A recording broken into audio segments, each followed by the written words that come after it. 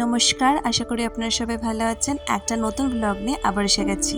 সেদিন ছিল স্যাটারডে, আর স্যাটারডেতে আমি হাফ ডে করে অফিস থেকে বেরিয়ে পড়েছি একটু অন্যরকমভাবে উইকেন্ড স্পেন্ড করতে। যথারীতি সুমন আমাকে পিক আপ করতে এসে গেছিল অভিষিক্তা থেকে পল্লী বাংলার রিসোর্ট হচ্ছে বেশিক্ষণ নয়, জাস্ট আপনার 10 মিনিট মতো লাগবে বাইকে।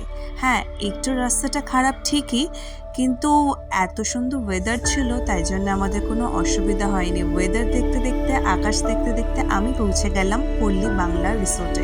এই রিসোর্টের নাম যেমন পল্লী বাংলা রিসোর্ট, তেমনই কিন্তু বাংলার ছোঁয়া কিন্তু এই পল্লী বাংলা রিসোর্টে অবশ্যই আছে।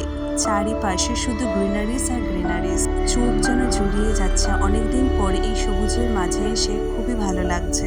আমাকে তো গেটের সামনে নামিয়ে দিয়ে সুমন গেছে পার্কিং প্লটে বাইকটাকে পার্ক করতে। চলুন এবার দেখি সুমন আমাকে কোথায় নিয়ে যায়। এই ডুপ্লেক্সটাতেই আমরা থাকবো। এই যে রনিত উপরে দাঁড়িয়ে আছে।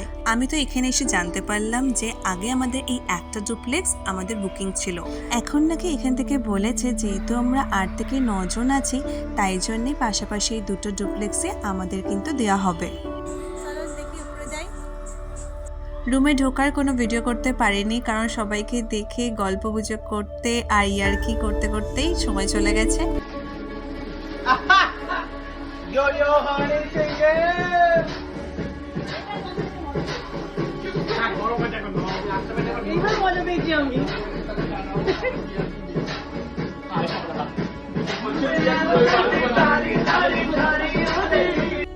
আমার আসার জন্যই ওরা ওয়েট করছিল।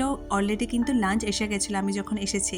এখানে মাটন, চিকেন, ডাল, আলু ভাজা মানে ঝুরি ভাজা যেটা, সেটা আছে, প্লাস পোলাও দিয়েছে, প্লেন রাইসও দিয়েছে, আর আমার আর সুমনের জন্য কিন্তু ভেজ থালিও কিন্তু ছিল।